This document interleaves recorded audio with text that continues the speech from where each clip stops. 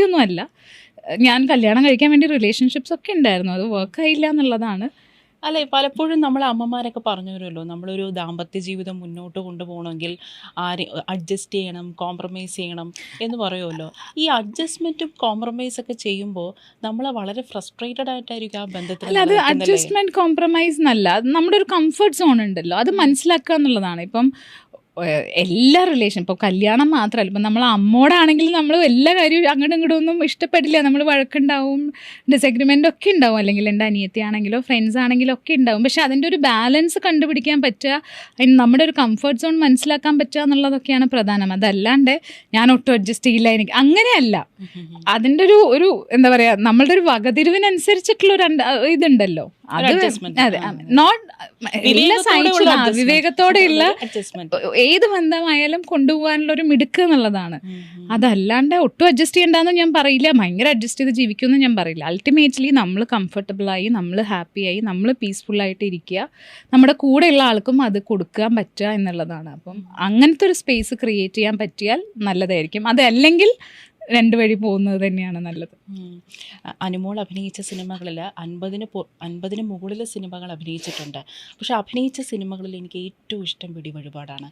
അതിൻ്റെ പ്രധാന കാരണം അതിലെ ക്ലൈമാക്സ് തന്നെയാണ്. കാരണം അതിനകത്തെ പ്രവീണ അവതരിപ്പിച്ച ആ ഒരു കഥാപാത്രം, പ്രസാദം കൊടുക്കുന്ന ആ ഒരു സീന്, എൻ്റെ മനസ്സിൽ ഞാനെന്ന പ്രേക്ഷകർ ആ സീനിനെ മനസ്സിലാക്കിയിരിക്കുന്നത് ആറ്റുകാലമ്മ നേരിട്ട് വന്ന് പ്രസാദം കൊടുക്കുന്നതായിട്ടാണ്. അതായത് ദേവിക്ക് ഏറ്റവും ഇഷ്ടപ്പെട്ട ആ ഒരു വ്യക്തിക്കാണ് ദേവി പ്രസാദം കൊടുക്കുന്നത്. അപ്പം ജോലി ചെയ്ത് ജീവിക്കുന്നവരെയാണ് ദൈവങ്ങൾക്ക് ഏറ്റവും ഇഷ്ടം. അതെ, അങ്ങനെ ഒരു അണ്ടർടോൺ അതിനുണ്ടായിരുന്നു. പിന്നെ എനിക്ക് തോന്നുന്നു ഡയറക്ടർ അതൊരു ഓപ്പൺ എൻഡിങ് ആയിട്ടാണ് ഇട്ടിട്ടുള്ളത്, ഓഡിയൻസിൻ്റെ ഒരു പെർസ്പെക്റ്റീവിലാണ് വിട്ടിട്ടുള്ളത്. പക്ഷെ ഇങ്ങനൊരു കാര്യം ആ സമയത്ത് സെറ്റിൽ നമ്മളുടെ ഇടയിൽ ഒരു സംസാരം ഉണ്ടായിരുന്നു. അനുമോളുടെ ഒരു റിയൽ ലൈഫ് എക്സ്പീരിയൻസുമായിട്ട് അതെനിക്ക് ഏതെങ്കിലും രീതിയിൽ കണക്ട് ചെയ്യാൻ പറ്റുമോ? അത്തരത്തിലൊരു ദൈവികമായിട്ടുള്ളൊരു ഇൻവോൾവ്മെൻറ്റ് എപ്പോഴെങ്കിലും ഉണ്ടായിട്ടുണ്ടോ? ദൈവികമായിട്ടുള്ള ഇൻവോൾവ്മെൻറ്റ് ഉണ്ടായിട്ടുണ്ടോ എന്ന് ചോദിച്ചാൽ, മേ ബി എൻ്റെ അമ്മ അച്ഛൻ മരിച്ചതിന് ശേഷം ഭയങ്കരമായിട്ട് ഡിപ്പെൻഡ് ചെയ്തിരുന്നത് പ്രെയറിലാണ്. അച്ഛൻ ആ മരിച്ച ഇടയ്ക്കൊക്കെ ഒരു ദിവസം 8 മണിക്കൂറൊക്കെ അമ്മ പ്രാർത്ഥിക്കുന്നത് ഞാൻ കണ്ടിട്ടുണ്ടായിരുന്നു. അപ്പം വീട്ടിലെ ജോലികളില്ലാത്ത സമയം മുഴുവൻ അമ്മ പ്രാർത്ഥിക്കുമായിരുന്നു. അപ്പം അത് ഗ്രാജ്വലിയാണ് കുറഞ്ഞു വന്നത്. ഞങ്ങൾ വലുതാവുന്നതിനനുസരിച്ചിട്ടും എൻ്റെ ഫ്രണ്ട്സിൻ്റെ അമ്മമാരും എൻ്റെ സ്കൂളിലെ ടീച്ചേഴ്സൊക്കെ വന്ന് അമ്മോട് സംസാരിക്കുന്നതിനനുസരിച്ചിട്ടൊക്കെ 8 എന്നുള്ളത് 6 ആവുന്നു, 4 ആവുന്നു, 2 ആവുന്നു. അങ്ങനെ ഇപ്പം എല്ലാ ദിവസവും ഒരു 1.5 മണിക്കൂർ പ്രെയറാണ് ഞാൻ അമ്മയുടെ കാണാറുള്ളൂ. അപ്പം എവിടെയോ എനിക്കൊരു വിശ്വാസമുണ്ട്, അമ്മയുടെ ഒരു പ്രാർത്ഥനയും ഞങ്ങളുടെയൊക്കെ വളർച്ചയ്ക്കും ഉയർച്ചയ്ക്കും ഒക്കെ അമ്മയുടെ ഒരു പ്രാർത്ഥന ഭയങ്കരമായിട്ടുണ്ട് എന്നുള്ളൊരു വിശ്വാസം എനിക്കുണ്ട്. പിന്നെ ഞാൻ എപ്പോഴും വിചാരിക്കുന്നത് നമ്മുടെ മനസ്സിനകത്താണ് ദൈവം. നമ്മൾ നല്ലത് ചെയ്യുമ്പം നമ്മളുടെ അകത്ത് ദൈവമുണ്ട്, നമ്മൾ ചീത്തക്കാര്യം ചെയ്യുമ്പോൾ നമ്മളുടെ അകത്ത് ചെകുത്താനോ പിശാചോ എന്താ വെച്ചാൽ അതാണ് എന്നുള്ളതാണ് ഞാൻ എപ്പോഴും ധരിക്കാറുള്ളത്. അപ്പം ഈവൻ ഞാൻ അമ്മോട് അടി കൂടുന്നതും അങ്ങനെയാണ് കേട്ടോ. ഞാൻ എനിക്ക് വിശ്വാസമൊക്കെ ഉണ്ടെങ്കിലും നമുക്ക് ഈ അമ്മമാരോട് അടി കൂടണമല്ലോ. അപ്പോൾ ഞാൻ അമ്മ അമ്പലത്തിൽ പോകാൻ പറഞ്ഞാൽ ഞാൻ പോവില്ല.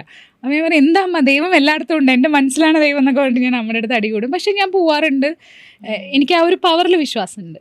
ആൻഡ് ദൈവത്തിലും അതേപോലെ തന്നെ അച്ഛനും ഞാൻ എപ്പോഴും വിചാരിക്കും, എവിടെയോ ഒരു ചുറ്റും അച്ഛൻ്റെ പ്രസൻസ് എനിക്ക് എപ്പോഴും ഫീൽ ചെയ്യാറുണ്ട്. അപ്പം അച്ഛനെയും ദൈവത്തിനെയും ഞാൻ ഒരേ പൊസിഷനിലാണ് വെച്ചിട്ടുള്ളത്. പെൺമക്കൾക്ക് അല്ലെങ്കിൽ അച്ഛന്മാരെയാണല്ലോ കൂടുതൽ ഇഷ്ടം. അതെ അതെ അതെ. ഇന്ന് സത്യം പറഞ്ഞാൽ എൻ്റെ അച്ഛൻ്റെ 30th ഡെത്ത് ആനിവേഴ്സറി ആണ്. അപ്പം മേ ബി അതുകൊണ്ടായിരിക്കും ഇന്ന് പെട്ടെന്ന് ഞാനത് പറഞ്ഞത്. ഞാനിങ്ങനെ ഭയങ്കരമായിട്ട് ഓർത്തിരിക്കണ ഒരു സമയമായിരുന്നു.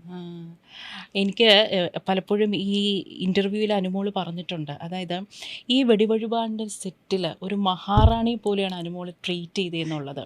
സത്യം പറഞ്ഞാൽ നമ്മളുടെ നടിമാരൊക്കെ എപ്പോഴും പരാതിപ്പെടുന്നത് ഈ സെറ്റിൽ അവർ നേരിടുന്ന പ്രതിസന്ധികളെയും ബുദ്ധിമുട്ടുകളെയും അവഗണനയും കുറിച്ചാണ്. അപ്പോഴാണ് അനുമോളുടെ ആ ഇൻ്റർവ്യൂവിൽ വളരെ പോസിറ്റീവായിട്ടുള്ളൊരു നോട്ടായിട്ടാണ് എനിക്ക് തോന്നിയത്.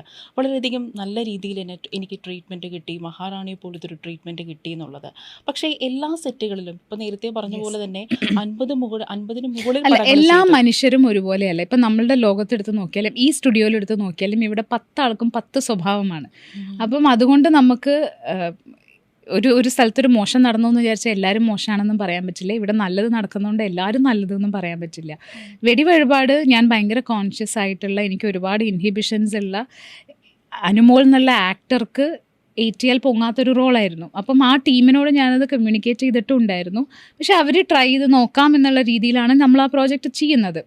അപ്പം അവിടെ ചെന്ന് കഴിയുമ്പം ഈ എല്ലാ മനുഷ്യരും എനിക്ക് തന്നിട്ടുള്ള ഒരു സപ്പോർട്ടും എനർജിയും മോട്ടിവേഷനും എൻകറേജ്മെൻറ്റും ഒക്കെയാണ് സുമിത്ര എന്നുള്ളൊരു ക്യാരക്ടർ.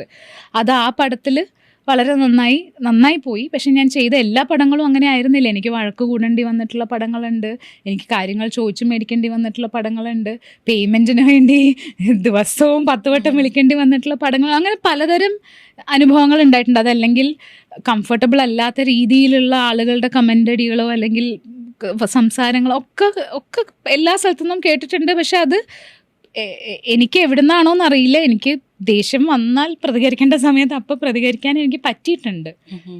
അല്ല, അതാണിപ്പോൾ കംഫർട്ടബിൾ അല്ലാത്ത ആൾക്കാരിൽ നിന്ന് ഇത്തരത്തിലുള്ള സംസാരങ്ങൾ വരുമ്പോൾ ഉണ്ടല്ലോ, ഞാൻ മാക്സിമം എൻ്റെ ഒരു സ്വഭാവം വെച്ചിട്ട് ഞാൻ മാറിപ്പോവാണ് ചെയ്യാറ്. മാറിപ്പോവുക ഇൻ ദ സെൻസ്, ഞാനൊരു പ്രോജക്റ്റ് സെലക്ട് ചെയ്യുമ്പോഴും ഞാൻ ഒരുപാട് ആലോചിച്ചിട്ട് എൻ്റെ കംഫർട്ടിന് പ്രധാനം. എനിക്കെപ്പോഴും ഒരു കൺഫ്യൂഷനാണ്, നമ്മളുടെ കംഫർട്ട് സോൺ ബ്രേക്ക് ചെയ്തിട്ടാണോ നമ്മൾ വർക്ക് ചെയ്യേണ്ടത്, കംഫർട്ടിൽ നിന്നാണോ വർക്ക് ചെയ്യേണ്ടത് എന്നുള്ളത് എൻ്റെ ഉള്ളിലൊരു കോൺഫ്ലിക്റ്റാണ് എല്ലാ കാലത്തും.